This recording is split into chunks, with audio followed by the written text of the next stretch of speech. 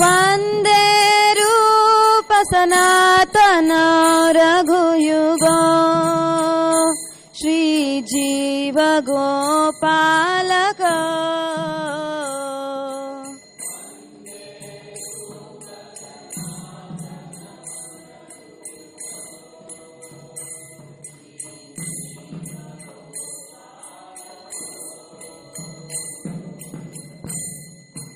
नाना शास्त्र विचारनैक निपुणो सद्धर्म संस्थापको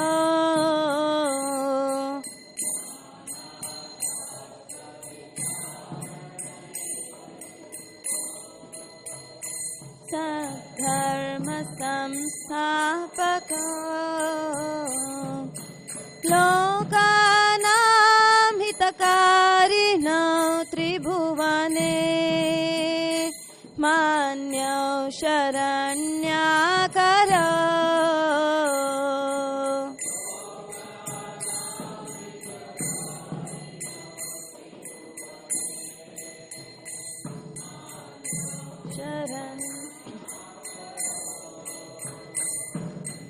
राधा कृष्ण पदारविन्द भजना नन्देन मत्तालिका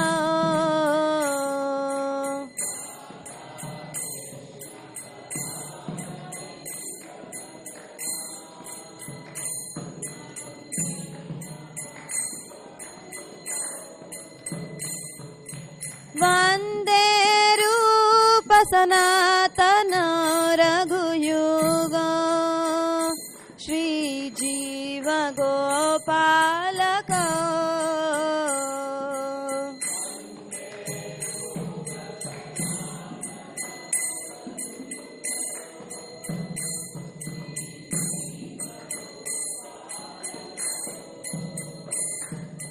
श्री गौरांग गुणानुवर्णन विधो श्रद्धा समृद्ध्यान्वितो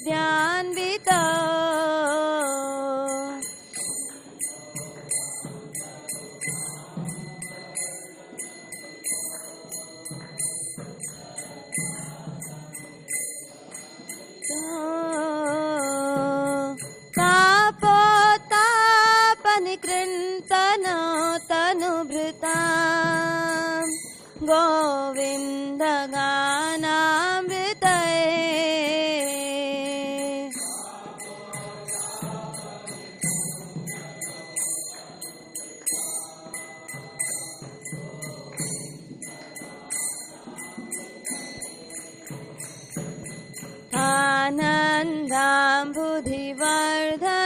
आनन्दाम्बुधिवर्धनैकनिपुणो कैवल्यनिस्तारको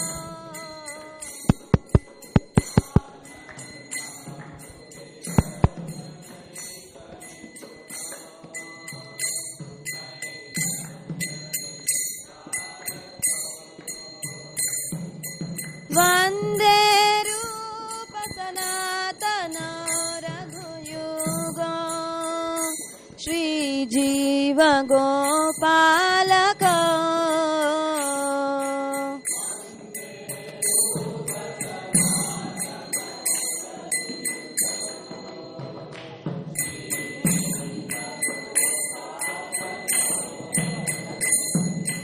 त्यक्त्वा तु देशमण्डलपति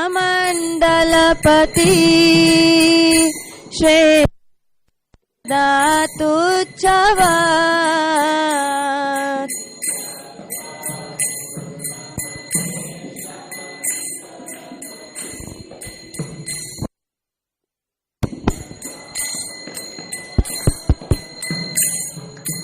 भूत्वा दीनगणेश करुणाय कौपीनकण्ठाश्रितो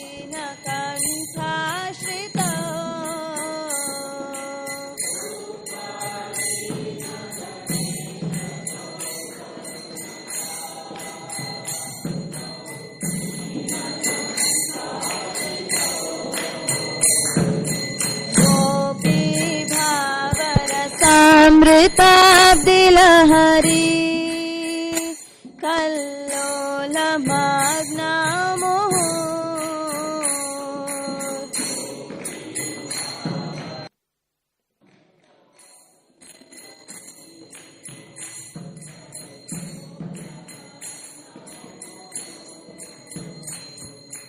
వందే రూప సనాతన రఘుయుగో శ్రీ జీవ గోపాలక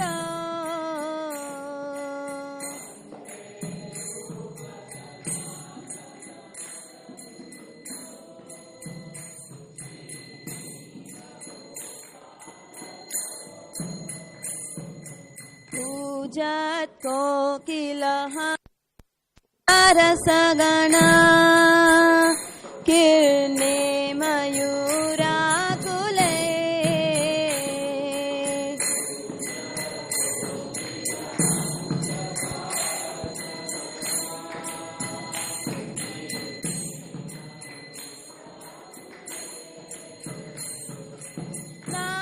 నానారత్న నిబద్ధ మూల విటాప శ్రీయుక్త వృందావనే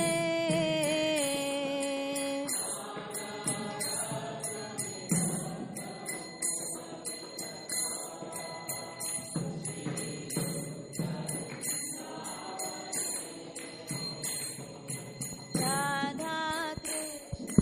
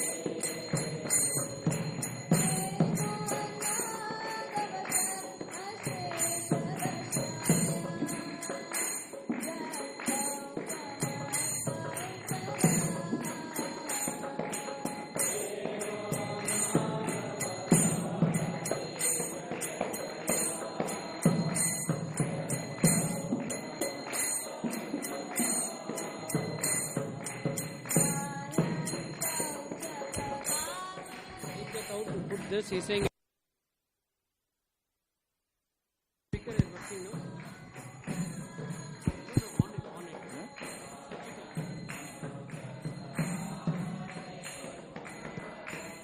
On it. Hare Krishna. Hare Krishna. We'll put this cable there.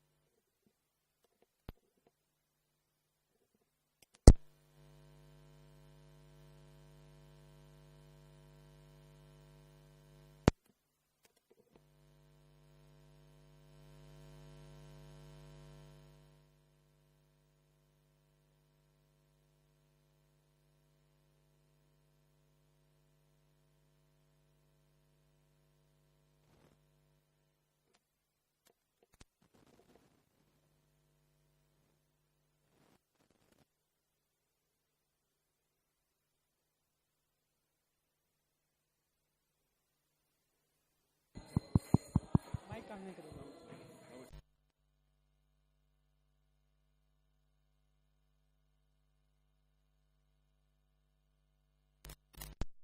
Hare Krishna.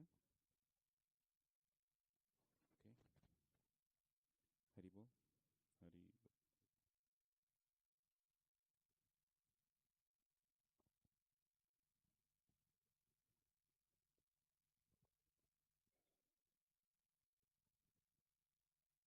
Hare Krishna. Welcome again. Thank you for joining. So we'll start with a recap of the previous session. So you can look at your notes, open whatever you can see. If you have kept it online, you can see that too. Now, one by one, can you all raise your hands and tell what is it that you heard from the previous class? What is it that you can recall? Raise your hands, please. Both Matajis and Prabhus. Varadarajan Prabhu.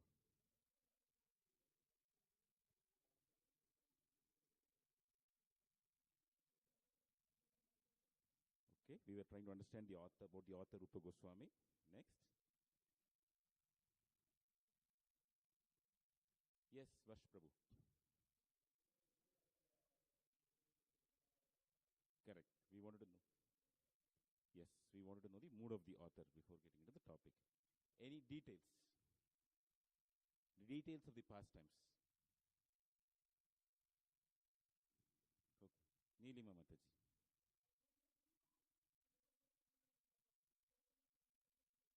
Huh. Huh.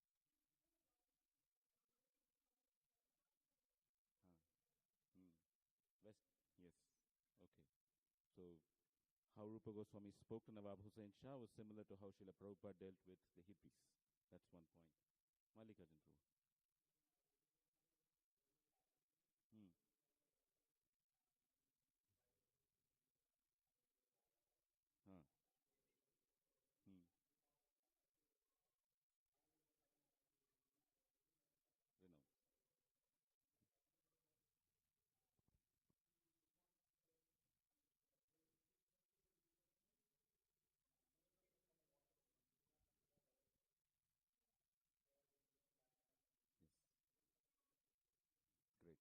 So Rupa Goswami, that the pastime of the washerwoman and her taunt about who will go so late at night, except for a jackal, a thief, or a slave for the king. And that was the trigger for the renunciation. Okay? Anything else? Huh.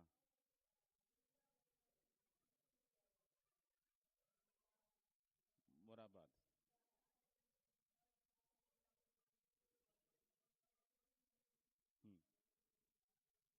Okay.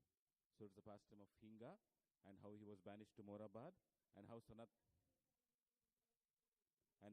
Goswami impressed the king by understanding why Hinga was sent to Morabad, and that's how he became both Rupa and Sanatana Goswami became the ministers in the court of Nawab Hussain Shah.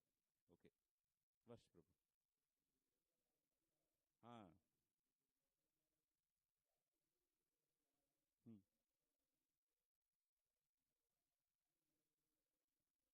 Great. Vash Prabhu, wonderful. So from what Rupeshwar and Hariharas, their different natures, we got to know about how dharma rakshiti rakshitaha. If we follow dharma properly now, in the future generations also, we might be getting an illustrious child in our family. Okay. So some quick questions here based on last week. You answered some. So let me go directly.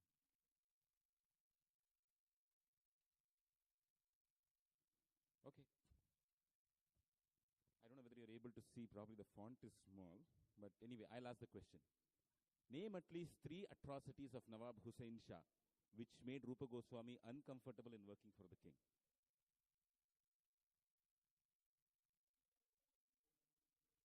Huh? Killing cows, yes, 1. Torturing Brahmanas, okay. 2, okay. Huh? Killing the mason, okay, 3. Anything else?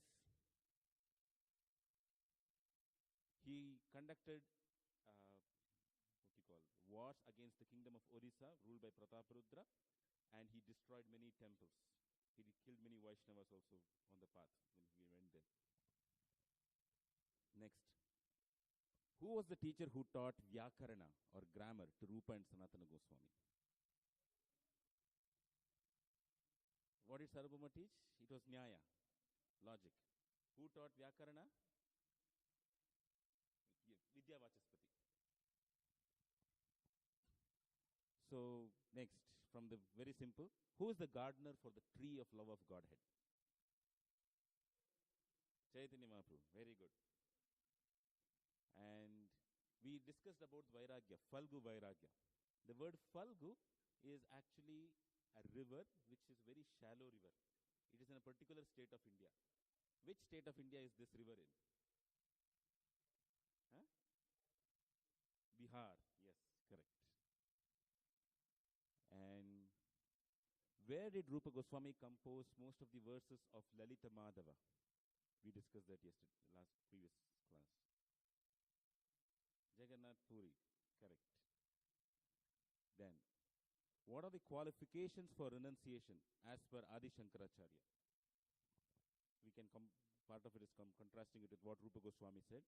Do you recollect what was the sequence that Adi Shankaracharya wanted? One must be a man. 50% of the class is out. Next. Sir, you should be a Brahmana. Another one, 40% is gone. Next. Well versed in the Vedas, 100% gone. Next. So, these are some of the qualities. Well versed in Vedas, very good family, he should be in a good caste, his parents should have been following the scriptures, and then the person should have renunciation, he should be so well versed in the scriptures that he should be able to recite it, etc. So, these are some of the questions there. How many of you wrote the answer for the investigative question, which is identify at least 2 pastimes from either Bhagavatam or Chaitanya Charitamrita which speak about renunciation? How many of you have done that? Please raise your hand. 1, 2, 3. What about the rest?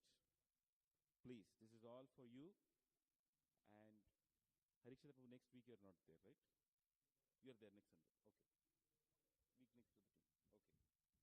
So next week, Harikshatra Prabhu will be taking the class. Please submit it at that time. Okay? And the question again I'll tell you. Identify at least 2 sentences from Srimad Bhagavatam or Chaitanya Charitamrita which depicts renunciation of a devotee. If you like, you can go through the entire Bhagavatam and Chaitanya Charitamrita. For those of you who are beginning, at least the first canto itself has examples. And if you want even further hints, just think about Parikshit Maharaj and Narada Muni. You will get hints there. Look at the relevant chapters and you will get it. Okay? Also, the important thing here is, we are trying to connect to Srila Prabhupada. So, which phrase or section of Prabhupada's purports or translation was made a connection to you? You felt inspired by that. Please write down.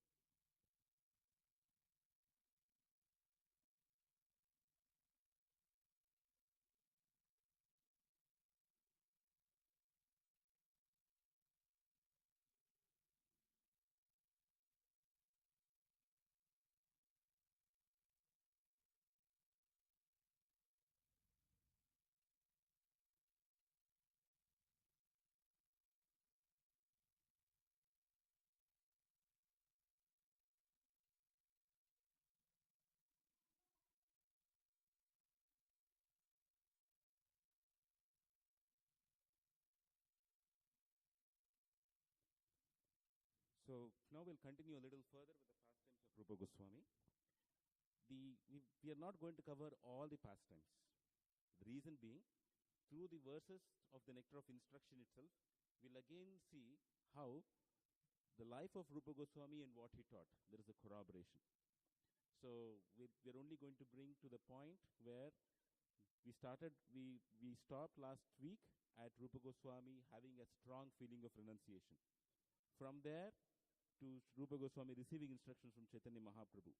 We'll stop the pastimes at that point.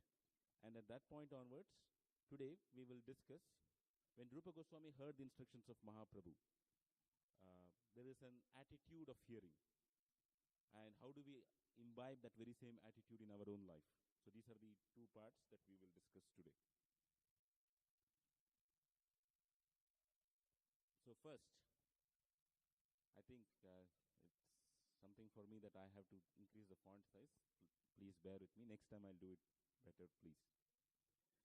So anyway, so when Rupa Goswami, we saw the pastime of the washerwoman speaking very harshly. But Rupa Goswami took it that this is Yogamaya who is actually telling me that for too long I have been serving Nawab Hussain Shah and I have to leave it. So that night, he was going from Ramakeli to Gauda. And he finished his work. He came back to Sanatana Goswami. He came back to Ramakeli and told his elder brother, this is it. I'm done with it. I cannot do this anymore. So he said, now I have to go back to Vrindavan. This is what Mahaprabhu wants us. He said, when we met in Ramakeli, I have greater work for you. I think we have to go to Vrindavan now. And for that reason, I'm going to renounce it and I'm going to leave. But Sanatana Goswami said, how is it that only you can leave? Even I have to leave. But Sanatana Rupa Goswami then replied that the king is depending on you. He is having a conquest again towards Orissa kingdom, going onwards towards Orissa, and he will depend on you. If you also leave, all the Brahmanas and the Vaishnavas will be persecuted. Please stay for some more time and then come back. So here we see some loving exchange is happening. You may not think about it as loving exchange, but in reality, it is. Why is it so? If you look at all the works of Rupa Goswami, or I should be more cautious, most of the works, especially the Bhakti Rasamrita Sindhu. The Bhakti Rasamrita Sindhu has 4 parts: eastern ocean, part of the ocean, western, northern, and southern. And in each of these parts, before he starts, there is a Mangalacharana verse. A Mangalacharana verse is a verse that invokes auspiciousness. Every Mangalacharana verse is addressed in 2 ways. Because he's such a great poet, he addressed the same verse has 2 meanings. One verse talks about Krishna, and another verse describes how he begs for the mercy of Sanatana Goswami. Every verse. In fact, next session, we will, or some session, we will actually read through a few of these verses. So, Rupa Goswami likes Sanatana Goswami. He depends on Sanatana Goswami, and yet he is doing something which Sanatana Goswami says, no, I want to come out of this job. But he says, no, no, no, no. You be here, I'll go. So this takes mature dealings. And these mature dealings of relationship with Vaishnavas is something that we are going to learn through the nectar of instruction. Does relationship mean I say and you listen? Is that all the relationship is about? Or does relationship mean there can be conversation? When is it that there can be conversation, and when is it that we have to just submit? This is an art of devotional service.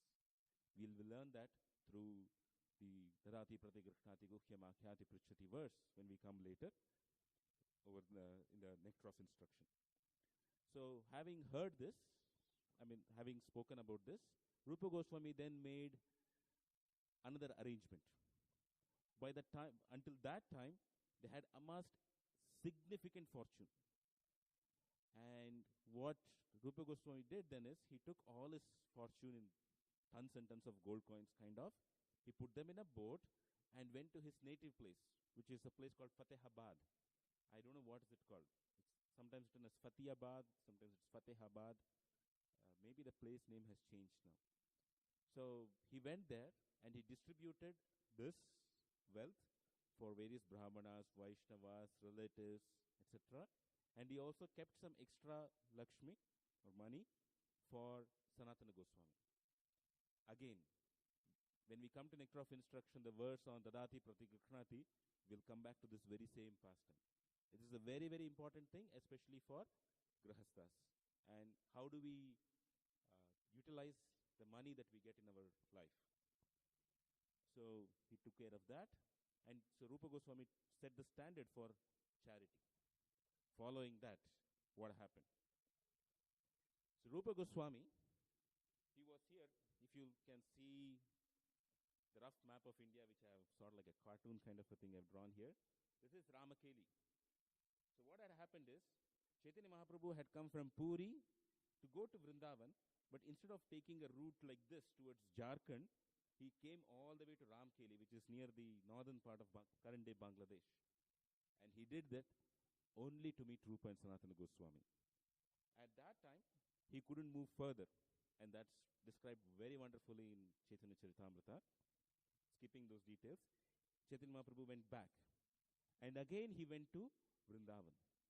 This time when he went to Vrindavan, on the way back, he came to Prayag. At around the same time, Rupa Goswami left Ramakeli and went towards Vrindavan. And as he was going towards Vrindavan, he came to Prayag.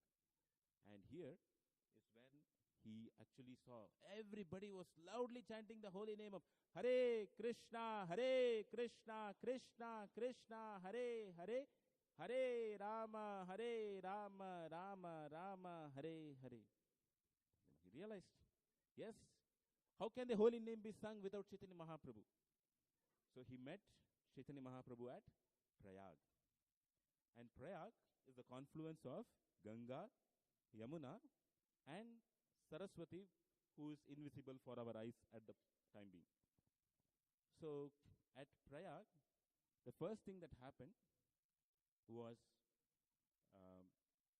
he very humbly, he didn't go alone actually. He went along with his brother. Rupa Goswami went with his brother Anupama. They both very humbly went to Chaitanya Mahaprabhu and paid obeisances. At around the same time, one of the acharyas, the four acharyas of the four valid Vaishnava Sampradaya, that is Vallabhacharya, who is also called as Vallabha Bhatta in the Chaitanya Charitamrita, he came to Prayag. Or to be more precise, he was actually staying at Prayag. So if you see here, this is the confluence of Ganga and Yamuna. There is a village called Adela or Adil. It's called, you've been there? Adil? Adel. Adil. There's a village called Adil on the other side of this bank of on the other side of the confluence. And he was staying there. Vallabha Bhatta came to Mahaprabhu and he was astonished at how people are chanting the holy name just because of the influence of Mahaprabhu. And then he came and saw Rupa Goswami and Anupama. And when he saw them, he felt these are perfect devotees. And he started glorifying them. And as he started glorifying them, Rupa Goswami and Anupama stepped back. They said, we are the servants of a Muslim king. For long we have been associated. The same thing which we discussed last week. The humility, which is a natural consequence of the reflection of one's life. This was not an artificial humility. They felt, I have been an agent for the atrocities of Nawab Hussain Shah. And therefore, I am the most fallen person. They were from an elevated Brahmana family. They are superlative devotees, eternally liberated souls. They are never part of this material world. And yet, they came and said, you shouldn't come near us. We are not qualified for it.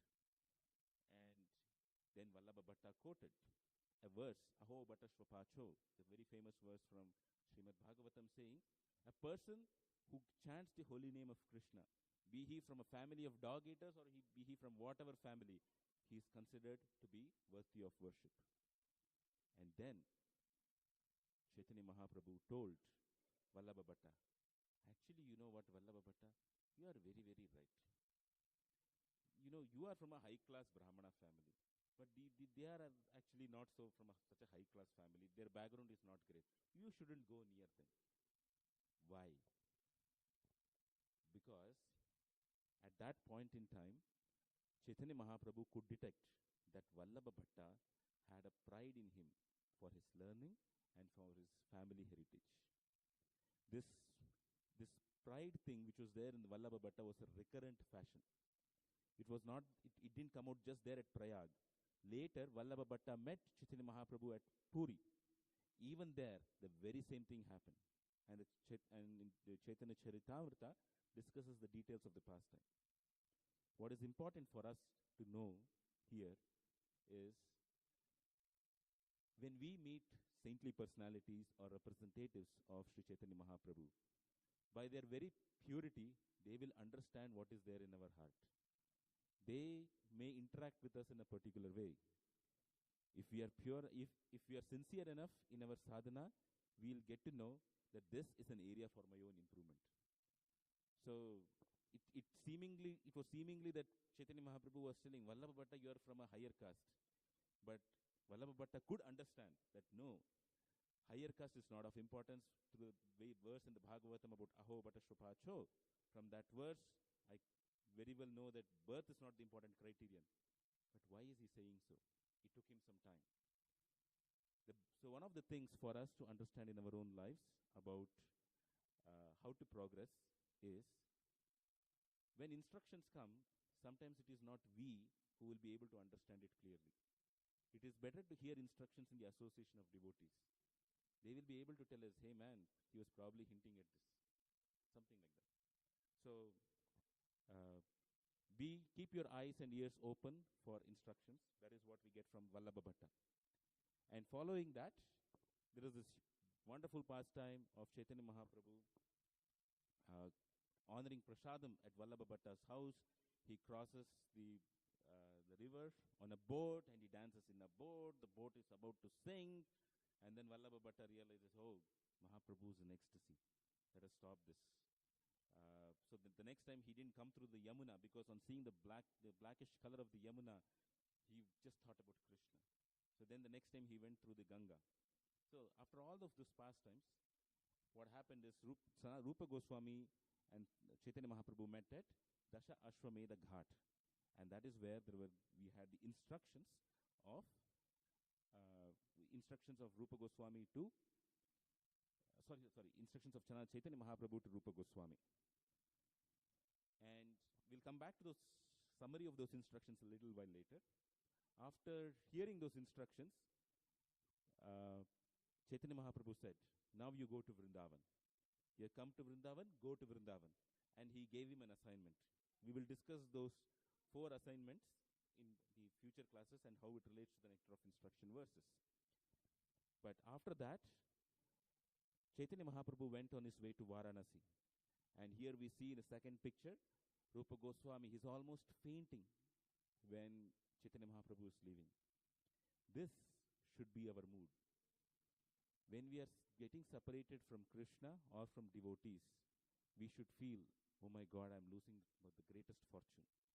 Our fortune is that whenever there is a Vaishnava, whenever there is Krishna Katha happening, whenever there is Vaishnava Sangha happening, we have to take advantage of it. If I am not taking advantage of it, my life is hopeless. There is no value for my life. That is what Rupa Goswami is teaching us here.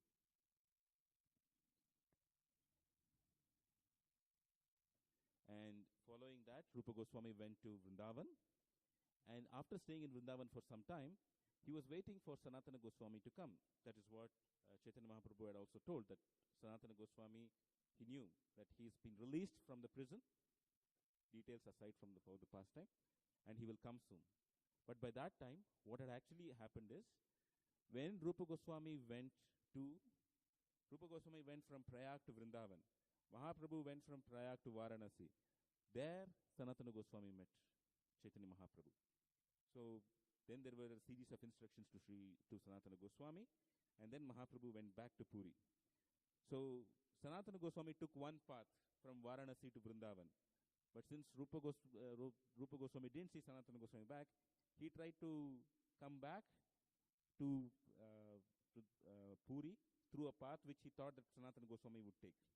And finally he met Sri Chaitanya Mahaprabhu at Puri.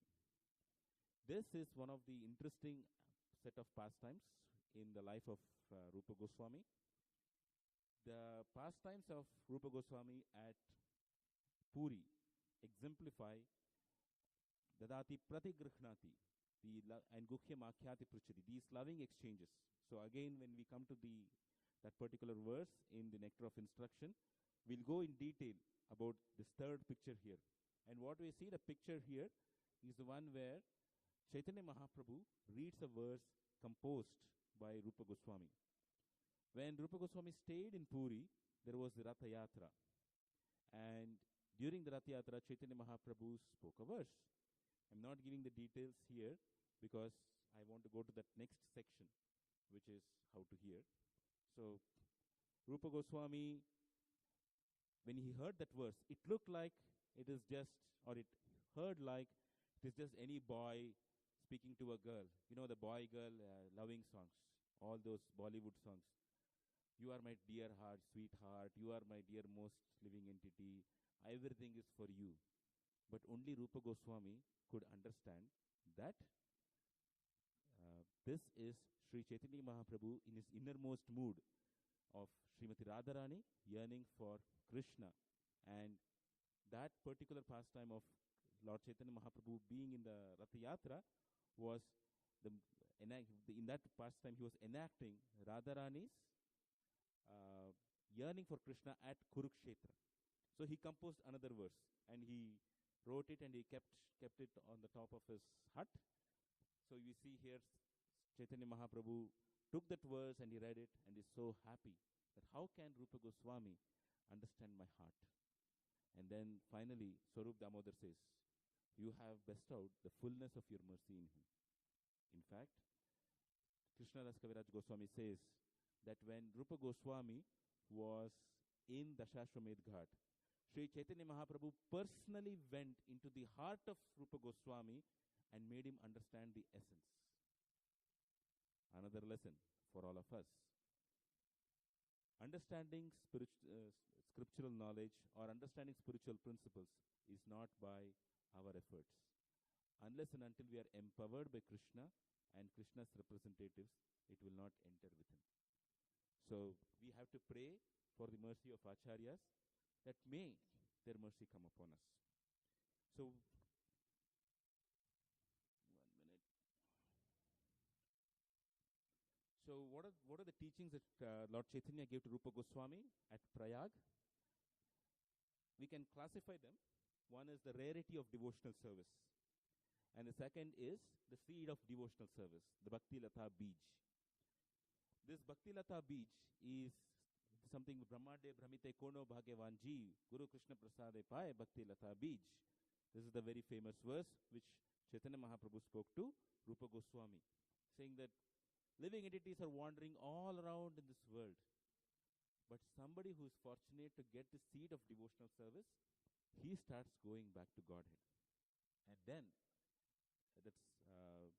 so all of you, maybe you can note it down right now.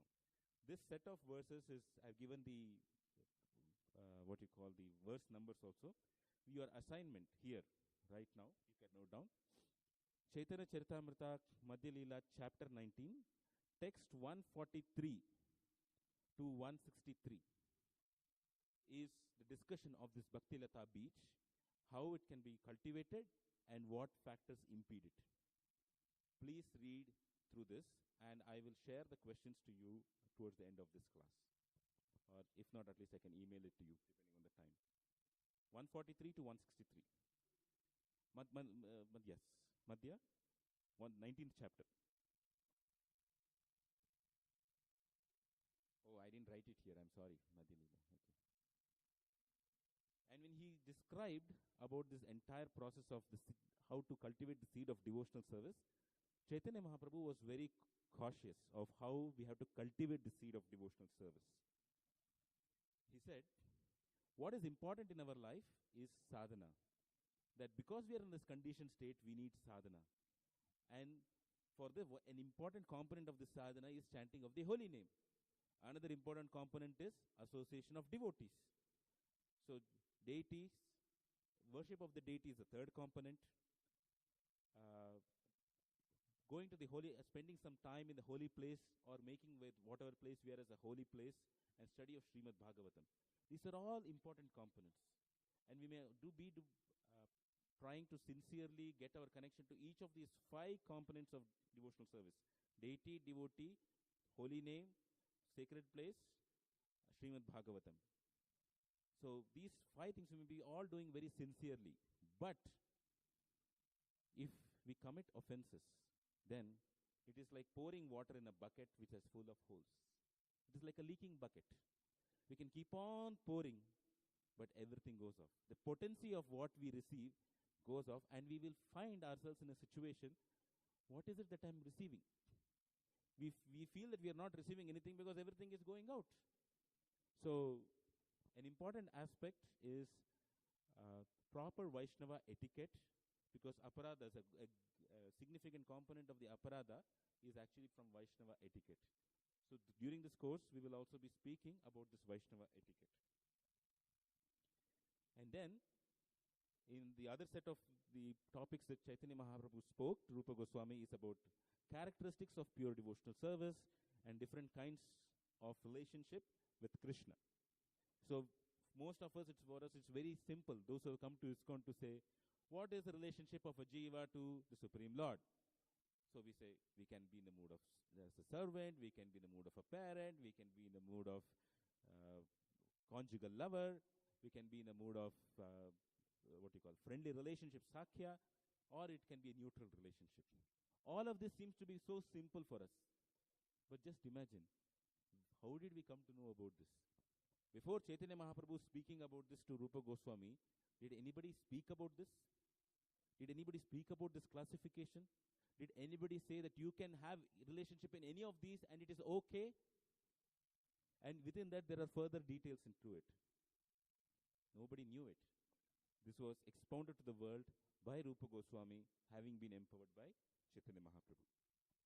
So now, we'll pause our discussion of the pastimes of Rupa Goswami, and then we will get into how to hear, or I will address it from a different angle. If we hear properly, then there are certain symptoms which will show up. These symptoms indicate that we are hearing properly. And these very same symptoms also tell us how to hear. It works both ways. The result talks about the process and the result, both of these. So let's get into that for a little while. Okay, I have 15 minutes. So the next part is, how do we know that our hearing is effective? So now, this is a little more interactive session now. Let's take Bhagavad Gita, chapter 18. Krishna hears the entire Bhagavad Gita, and then finally, he asks Arjuna, now you can do what you like. What is your opinion? And this is Arjuna's response in 73rd verse. Nashtamoho smritirlabdha tvat mayachuta stitosmi gata sandeha karishye vachanam tava. You are not able to see this verse, right? I'll do one thing.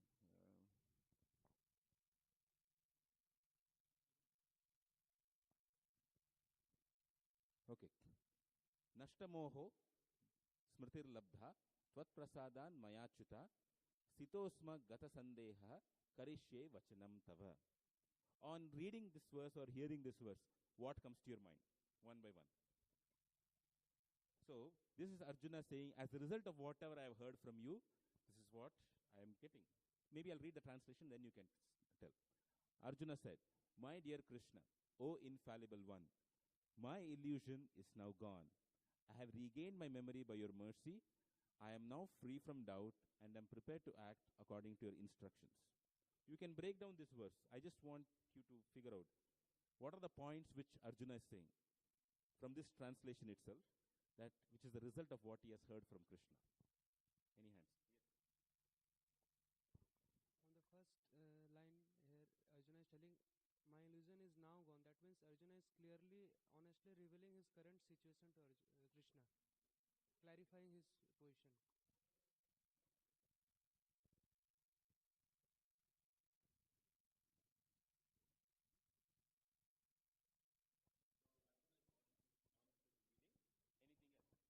His current situation. Next. Balavan Srinivas Prabhu, you have something? Needy moment. In second line, he's saying he's free from doubt.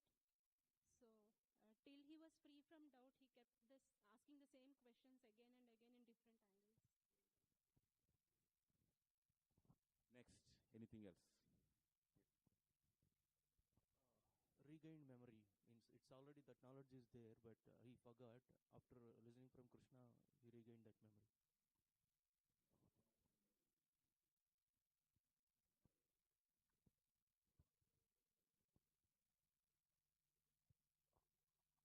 Also, if you see, not only just regaining memory, he talks about by your mercy. Mercy is required. Thank you. Anything else? Here we see Arjuna, before accepting, he is clarifying, but once he is accepting, he is ready to act on it. Very good. He's ready to act. Very good. So, I'll just summarize here. What all of you said is what something that, same thing which is mostly written here on the slide too. Some embellishments. Arjuna is saying, I am now firm and free from doubt, and I am prepared to act according to your instructions. What does this mean? Krishna has a mood. Krishna has a mission. So what Arjuna is saying here is, your mood and your mission has now become my mood and my mission. This is an important aspect of hearing. That whatever is the goal that the speaker wants, that comes to the hearer. So many devotees heard Srila Prabhupada. How is it that this movement of Chaitanya Mahaprabhu is spreading? Because Srila Prabhupada wanted to distribute the mercy of Chaitanya Mahaprabhu. And that mood and that mission became whatever is there in that of the disciples of Srila Prabhupada. And can we say that Srila Prabhupada, that was the only thing which Srila Prabhupada wanted? No. At some places he talked about Varnashrama, some places he spoke about book distribution, some places in some instances he spoke about devotees having good qualities. So Srila Prabhupada is like, it's like a cotton ball. And in this cotton ball, you will get various strands of thread. Various disciples of Srila Prabhupada took 1, 2, 3 or as much. And in their own lives, they took those strands of thread and made it into a nice ghee-wick. So you take a big cotton ball, you take a little bit out of it and you make a nice ghee-wick. And they made that as an offering to Srila Prabhupada. A saintly personality has many, many facets. And they may have various elements in their mood and mission. When we hear from them, at least one aspect of their mood and mission is something that we have to imbibe in our lives. That is the goal of hearing, and it will be manifested in our own lives if we practice it. That's one. second is what you have said here. We'll be established in the consciousness. I am the servant of Krishna, which is Smritir Labdha. My memory has come. What is this memory? For long, I have forgotten that I am a servant of Krishna. I am just here to enjoy this world. Smritir Labdha is I have regained that consciousness. So, if we hear carefully, the sense of being a servant in the of the spiritual master and the sense of servant of Krishna will come. Even at the middle of the night, if you wake up, the first thing should come up is, how can I serve you? What is it that I can do to serve you? We will not be thinking, is it going to be painful for me or not? We will only be thinking, with all the resources in my command, how can I serve? With my body, with my mind, with my intelligence, with my wealth, with the circle of friends that I have, how can I serve? This attitude will come deeper. This is the result of hearing. Next. Tvat prasadan. That's the word which Krishna says. Tvat prasadan, which is the presence of descending mercy in our life. So whatever we get is through mercy. That's something we discuss now. And as Nilima Mataji said, Kata sandehaha. Doubts are removed. All the doubts are gone. What kind of doubts? Some of the doubts are, maybe, I should have a nice, comfortable life. I should, enjoy nice things in this world. Why to do anything for Krishna? That is one kind of doubt. So, and the other is, as I said, why should I do the will of the Lord? And I should rather engage this body in material pleasure. These are some deep-rooted doubts in us. And slowly they will go away. So this is one result of spiritual hearing. Next, this is from Srimad Bhagavatam, Canto 1, Chapter 4, Text 2. Suta Suta Mahabhaga Vadano Vadatam Vara Katham Bhagavatam Punyam Yad Aha Bhagavan Shukaha. Shaunaka said, O Suta Goswami, you are the most fortunate and respected of all those who can speak and recite. Please relate the pious message of Srimad Bhagavatam, which was spoken by the great and powerful sage Shukadev Goswami. So, look at this verse. Now, can you raise your hands and tell, what do you get from this verse? If you were to read it, I have not put the purport, I have not put anything else. You tell me, what do you get from this verse? Any hands, please? Matajis, I had many sides here. I had many Prabhus who raised their hands, but any Mataji here?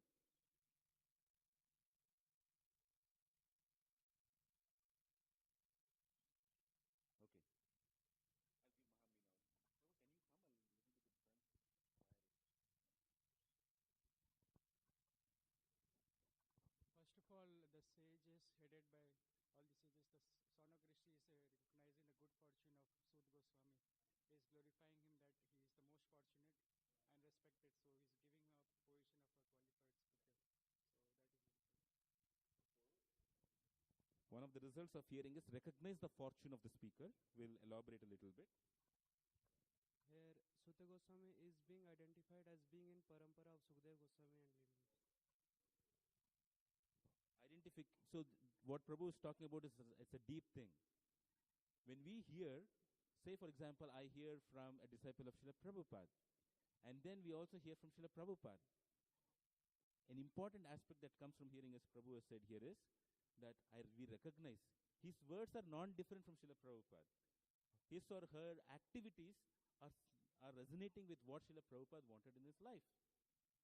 If we are able to recognize it, it means that we have heard properly.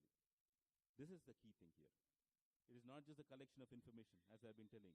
Recognizing how Prabhupada's mercy has flown in the life of this person. So, which means that if we are able to recognize, that mercy has come in our life too. Any other point?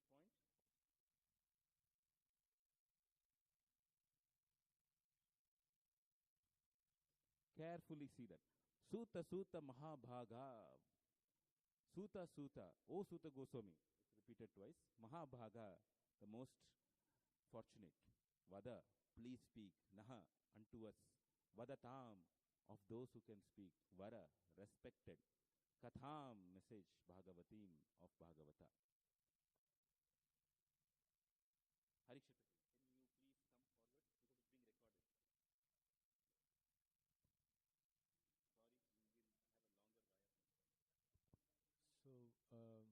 eagerness and the mood of begging like the hearer should have.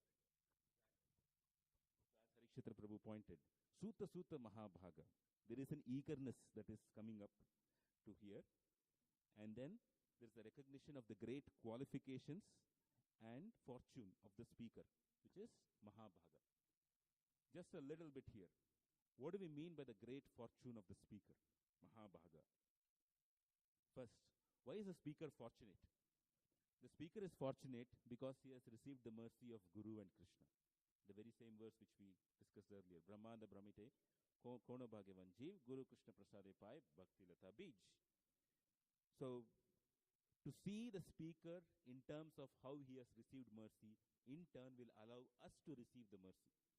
That is a very important aspect in how we hear.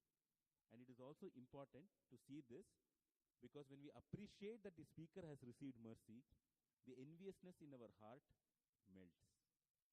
When this enviousness melts, then we can access Krishna. We are here in this material world because of this deep-rooted envy. And one way to remove this envy is to see the great fortune in the lives of others. Huh? The envy here that we are finally speaking is that ultimately the envy is towards Krishna. Why is Krishna the proprietor and enjoyer of this entire world? So we want to be the best of everything in this world, and we want to enjoy everything in this world. This is antithetical to our nature as servants of the Supreme Lord. So, but you are not convinced. Please go ahead, tell me. No, it is not that we are envious towards it. Okay. Our envy towards Krishna manifests itself in the form that I want to be a great person. My desire to be great manifests in not seeing the greatness of others. We don't accept the greatness, the value of others. Next, one other point is the speaker is fortunate as he is invested with Krishna Shakti. In the Chaitanya Charitamrita it is said, Kali Kalera Dharma Krishna Nama Sankirtana Krishna Shakti Vina Nahi Tare Pravartana. Without being invested with Krishna Shakti, nobody can be transformed, Pravartana. If we are hearing something from a speaker and if it touches our heart, if it is something that we feel like, yes, I should possibly apply it in my life. Here is such a person with wonderful quality. I would like to go forward. It means there has been a pravartana in our life. Why is this pravartana happening? Not because I was born in a great family. Not because I have an IQ of whatever, 200 or 300. Not because of all my other capabilities. It is because the speaker is invested with Krishna Shakti. He is invested with Krishna Shakti and he is able to touch my heart. On my own, there is no qualification from my side. This is the way we have to hear, and when we hear carefully, these qualities will come to our life, come to us. Next result of spiritual hearing is we begin to develop a relationship with the teacher. So, there are various ways in which we can develop a relationship with the teacher. I've just brought one point here, which is we live with the spiritual master by repeating his words and following his footsteps. Take, for example, many disciples of Srila Prabhupada. They like to just quote exactly what Srila Prabhupada said. They repeat the words. What is happening? Because in their lives, when they repeat the words, they are reconnecting to their spiritual master. So likewise, when we repeat the words of our predecessor acharyas, what we have to keep is we have to be in that relationship. We are not just telling points for the sake of telling those points, but deep within, we have to be in the mood. My spiritual master, this particular acharya, like to speak so much on it. With that mood of appreciation when we speak, it touches the heart of other devotees. It is not, again, each of you here will be leading a Bhakti Vriksha at some point in time. So I'm bringing these points here so that it helps you in your own preaching endeavor.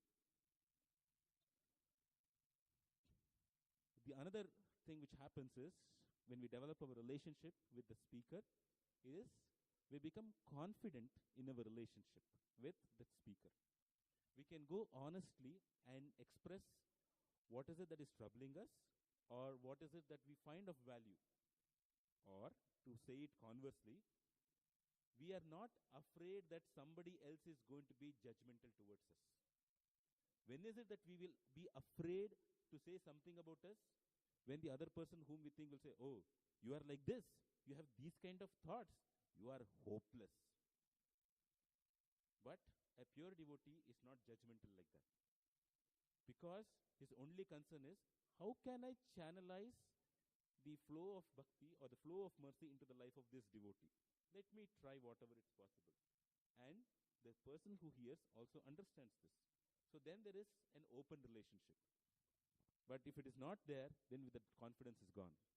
So each of you who is going to spread this mission of Sri Chaitanya Mahaprabhu, you have to be very cautious that you never give an impression to those whom you are speaking that I value you only if you are on this pedestal. Only if you chant 16 rounds. Only if you follow the 4 regulative principles, you are valuable for me. If not, you are of no value for me.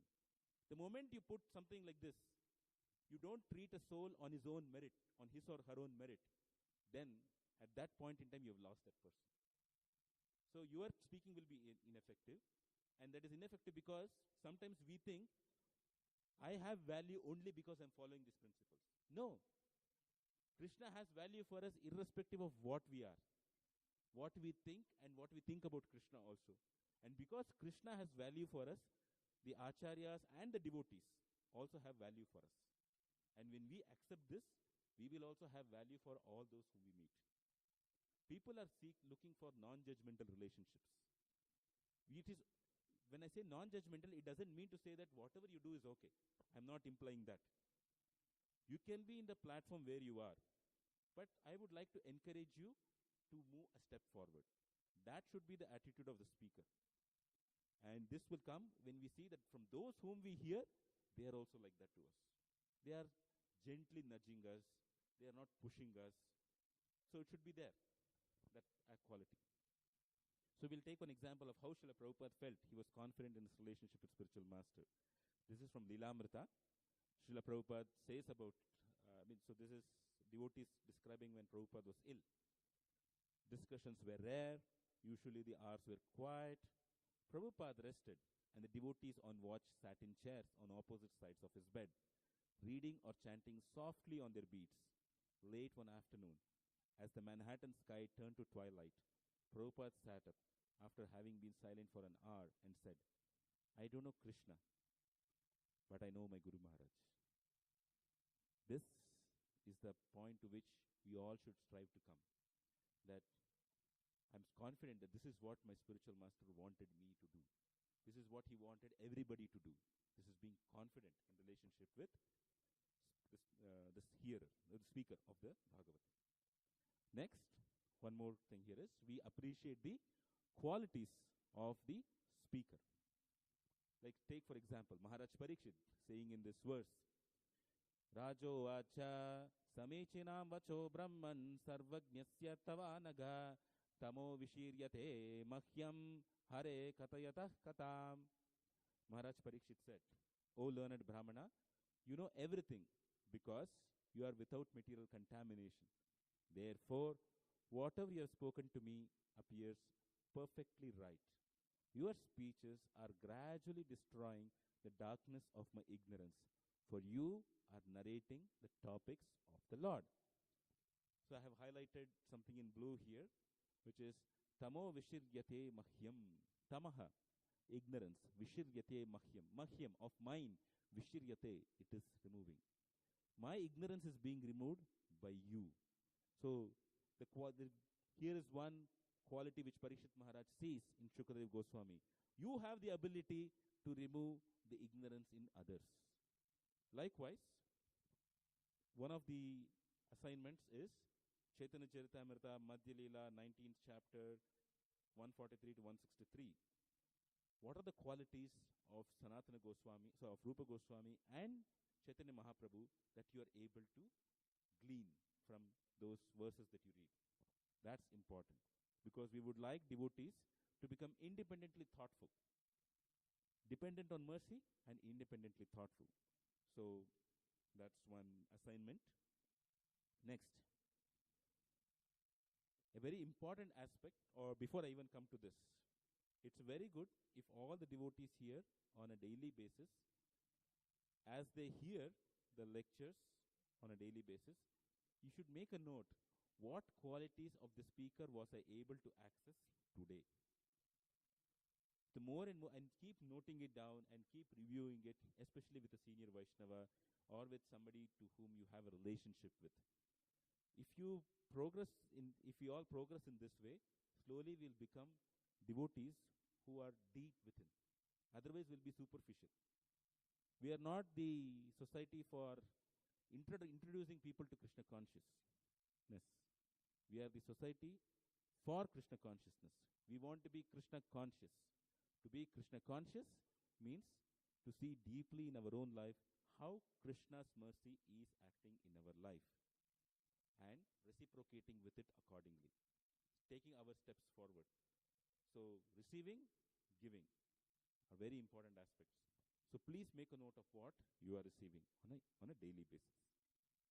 So next is recognition of mercy in one's life. I'll go through these quickly. The reason I'm bringing these verses is we can all go through these verses in the Bhagavatam and just go through it quickly. But when you have a thoughtful reading, just focus on one or two words in the verse and then a few words in the purport. Then immediately we will see, oh, it makes a connect. And all these verses, not all of these verses make a connect to all of you. I'm giving different sets of verses because each verse may connect to one of you. So that's why I'm going through these several examples. How do we recognize mercy coming in our life? This is how the sages say here. Tvamna sandarshito dhatra dushtaram nistitirshatam kalim sattva haram pumsam karnadhara ivarnavam. Translation. We think that we have met your goodness by the will of providence, just so that we may accept you as captain of the ship for those who desire to cross the difficult ocean of Kali, which deteriorates all the good qualities of a human being. Yes. Huh? This, I am sorry, I haven't written. I'll get it to you from there. As you read this verse, I'll tell you something that connects with me. Dushtaram nistatir shatam. Dushtara means insurmountable. Nistatir shatam, for those desiring to cross over. The spiritual life is dushtaram. It is so tough for us to actually cross over this material life and go to the spiritual world. Dushtaram. But sandarshito dhatra, we have just met you, and because of that it will go. Because of that, we'll be able to cross over to the spiritual world. It takes, for example, just to go from here to US, you need a flight, and then you will have to fuel it with properly. You need technology, you need safety measures in place, you need airport, you need runway, just to cross over some 7,000 kilometers or something. Just imagine crossing over several layers of the universe, several universes, and going back to Golok Vrindavan. Dushtaram. And it is not a question of the miles or light years. It is a question of the conditioning of the heart. Right at this moment, we can go back to Goloka. Just if all the coverings of our heart are removed. They're saying, just by meeting you, Sandarshito Dhatra. So when saintly personalities come and visit our temple, even for that matter, why saintly personalities come? Every Mangalarti, every program, devotees come. They are saintly personalities. Srila Prabhupada says that we should often come to the temple and meet devotees. Why? Just by even seeing them, Sandarshito Dhatra, many auspicious things enter our life. If we continue our life without meeting devotees, spiritual life becomes very tough. Many times, devotees have a thinking that I have not met any pure devotee. Why? I have not met my Guru Maharaj for so long, such a long time. No, that is an immature understanding. Pure devotee doesn't just mean somebody who is a sannyasi or somebody who is a disciple of Srila Prabhupada. Within our community, there are many devotees who are sincerely practicing. Krishna is investing them with all good qualities. It is for us to recognize their value. Krishna is giving us opportunities. Some devotee may seem to be, maybe I'll just share this with you. Recently, one devotee gave a class in our temple, Sunday Bhagavatam class. His English was not that great because he was not a great speaker of great. He was actually a Kannada speaker, but he was asked to give English class, and he did it as a service. His language was not that great. There were many places where he committed grammatical mistakes, but those who attended the class, when I spoke to some of them, they said how sincere he is. He didn't bring about great points, but he was just appreciating some very simple points, and those who heard his lecture, they said, I would like to be like him, to appreciate those simple points. So that is the key here. We have greatness within our congregation here. Look at that, Sandarshito Dhatra. And we are getting this because of the mercy. Behind this temple, or behind the construction of this temple, there are devotees who have given their life. It is not just we look at those who are giving the classes. They have put their effort in bringing up this infrastructure. Why? So that the rest of us can come together and hear and read together and worship the deities. There's a big team running around it. It is a Sandarshito Dhatra. Just to meet them is also a great fortune. Another aspect for result of hearing is asking for guidance. So here is a verse in which Vyasa says to Narada in Srimad Bhagavatam, Canto 1, Chapter 5, Text 7.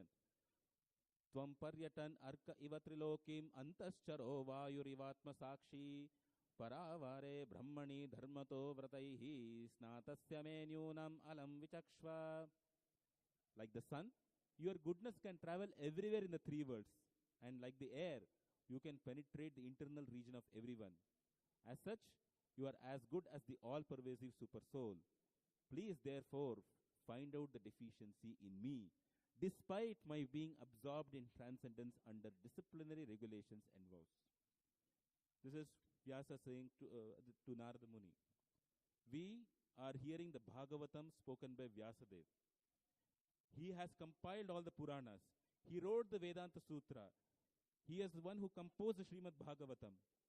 And in spite of it, he is asking, the verse that comes here is, Snatasya me nyunam alam vichakshva. Snatasya, having been absorbed in me, mind, nyunam, deficiency, alam clearly. Please tell my nyunam, my deficiency. So one aspect of hearing is, we ask, Prabhu, Mataji, can you please tell me what is my scope for improvement? So when we meet here, often as devotees, when we come and meet, it is not just to say, oh yeah, how many Bhakti Vrikshas you have? You are having 2 Bhakti Vrikshas? How many people came? How many Damodar Artis you did? No. You don't just exchange stats with devotees. We say we exchange the conditions of our heart. We tell, I conducted this program and I did it in this particular way. Can you please tell me, is there a way I can do better? Or is there something that I'm missing in my life? It should come deep within from our heart. So if we hear properly, the mood of wanting to get guidance will develop. It's actually 2 more. Then, another thing that happens is maturity. Maturity in hearing. So I'll read here one purport from Srila Prabhupada in Canto 3, Chapter 32, Text 42. One must be prepared to offer the necessary respect and honor to the spiritual master. He should not be unnecessarily envious of his god brothers. Rather, if a god brother is more enlightened and advanced in Krishna consciousness, one should accept him as almost equal to the spiritual master. And one should be happy to see such god brothers advance in Krishna consciousness. This one paragraph, we can talk about it for 45 minutes. But anyways, we'll try to go through quickly. Number 1, one must be prepared to offer necessary respect and honor to the spiritual master. This is something which devotees here in this group at least understand it and are striving for it. I will not elaborate on that. But next, he should not be unnecessarily envious of his god brothers. This is what our discussion we had with Nagaraj Prabhu, which we were discussing. So, when a god brother is progressing, we should not think, oh, how come he is speaking so well? Even I should now try to speak so well. I will also prepare my classes in such a way that I can be better than him. Or if he is having 10 Bhakti Vrikshas, I will show I can do 12 Bhakti Vrikshas. Something like that.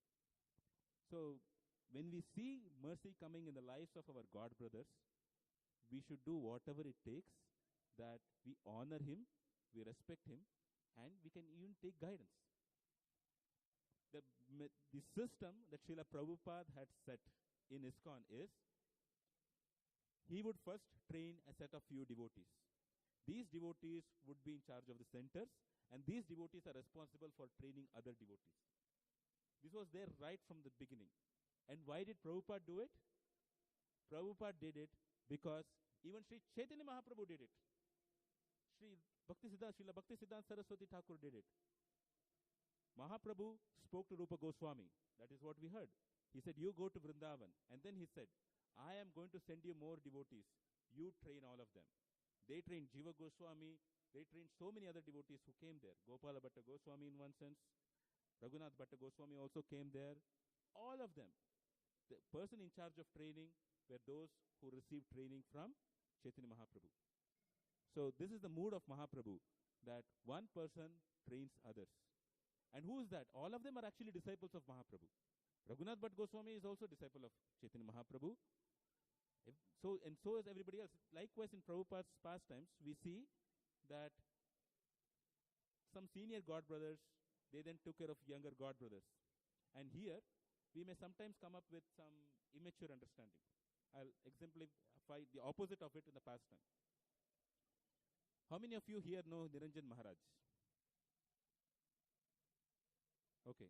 Niranjan Maharaj is a sannyasi within ISKCON. He is a disciple of Srila Prabhupada.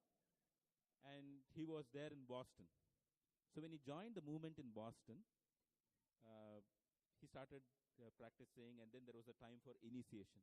He got initiated, and then Srila Prabhupada wrote a letter to the temple president. This Bhakta so-and-so can be initiated, and his name is Niranjana Das. Henceforth, you please carefully take care of him.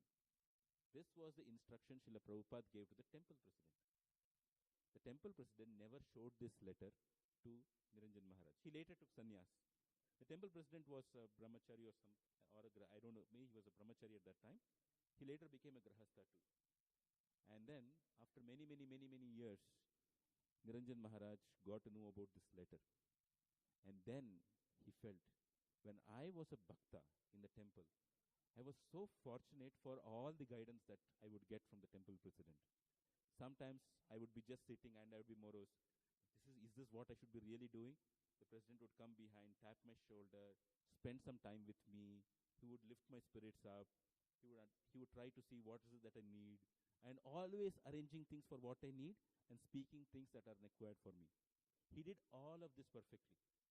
Today he is a sannyasi having maybe hundreds and thousands of disciples. Who is the temple president? He doesn't have any disciple. In the eyes of Srila Prabhupada, is the sannyasi bigger than the temple president? No. For Srila Prabhupada, that temple president who took care of Niranjan Maharaj, who has gratitude for this temple president, for Srila Prabhupada, both of them are great. Because it is through that, the mercy of Mahaprabhu is flowing everywhere. So that temple president, he didn't travel to Russia or Ukraine where Niranjan Maharaj is preaching to people. But the credit for that preaching goes to this temple president. And that is how we should feel. What I am doing is because of being empowered by these devotees. And that is why I have often seen many disciples of Srila Prabhupada, they may be sannyasis, but when they meet certain devotees whom they felt they are wonderful devotees, they pay obeisances. Commonly, according in our saying, a sannyasi is not supposed to pay obeisances to others. But out of their deep humility and the deep gratitude, they just unable to do anything else. They say, I want to fall at your feet. This is how we have to be. So, what we need to do here is, we should have maturity in hearing that this person, he may not have a saffron or he may have a saffron. But if he's my God brother, if he is having something of value, let me hear from him. And we should treat them on par with the spiritual master if they are progressed in their devotional life. If they are carefully following the four regulative principles, if they are sincerely striving, and if Krishna has blessed them with realizations, we should be willing to accept guidance from them. And second is hearing on the basis of our primary source, which is when we hear a lecture from others, our primary sources are Srila Prabhupada and our spiritual master. We should see how our spiritual master and Srila Prabhupada is actually telling the same thing. This is an art which we'll go through during the nectar of instruction verses. And another very, very important point, I'll stop with this here, although there is one more slide. I'll stop with this here. Hearing has to manifest itself as service. So the service starts with the service to the speaker. So in the Srimad Bhagavatam, Krishna says in 10th canto, chapter 80, text 34, I, the soul of all beings, am not as satisfied by ritual worship, Brahminical initiation, penances, or self-discipline as I am by faithful service rendered to one's spiritual master. So Krishna is saying that only like he's satisfied by faithful service rendered to spiritual master. And I am taking the extension from what we discussed earlier. Spiritual master doesn't just mean one's Diksha Guru. Spiritual master means all sources that we are getting our instructions from, which including our senior God brothers. Huh? Yes. Correct. Then 80.41, Canto 10, chapter 80, text 41. This indeed is the duty of all true disciples, to repay the debt to their spiritual master by offering him with pure hearts their wealth and even their very lives. To the extent that we move forward in offering our life to that to the persons who are guiding us, to that extent, descending mercy will come in our lives. We think that we need something. Actually, Krishna provides everything for us. All that we only need is opportunities for service. Our chanting is a service, and rendering either physical service or assisting other devotees in whatever way they want is also a service. So, one more assignment for all of you. Identify what are the opportunities for you to serve from those whom you are receiving guidance. I assume, how many of you here? Yes. No, here I'm very specific. Serve those from whom you are receiving guidance. There are many services which we do very broadly, but specific to those to whom you are getting guidance from. Identify opportunities. Are you doing something? Or what can you do? If you're not doing anything, what can you do? Getting it? No. Yes. Huh. Any doubts in this question? Identify opportunities for serving those from whom you are receiving instructions.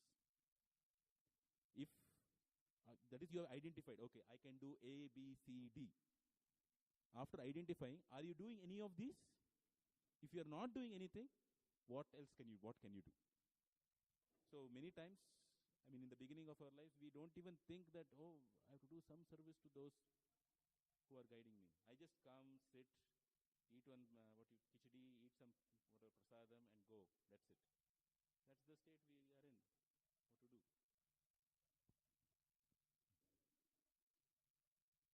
Okay, then I'll stop this. It's too late.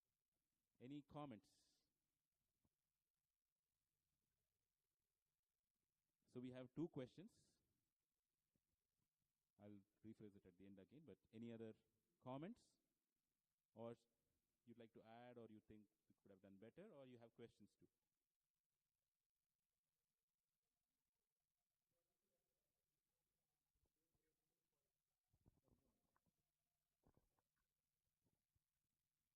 The good quality you highlighted about appreciating everybody and being grateful towards people from whom we are seeking spiritual guidance or any kind of help. It's a very important quality, gratitude and appreciation. Thank you, Mahamani Prabhu.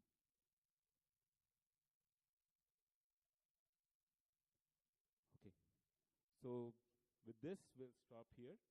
There are certain points which are not covered here, which we'll cover during the actual classes. Next week, will be at 6:15. Please come here. Many devotees didn't learn the verses. So those who have learned the verses for the previous week, you please recite it. I think it's just a couple or maybe 4 or 5 devotees only. So those who have learned it, please recite it today. We'll give you one more week's time. Next week, without fail, please remember the verses that you were supposed to memorize last week, and also answer the questions last week's and this week's. Harikshetra Prabhu will be there for next week. Okay? Thank you very much. Srila Prabhupada ki. Srila Rupa Goswami Prabhupada ki. Nitai Gaura Premanande Hari Hari Bo.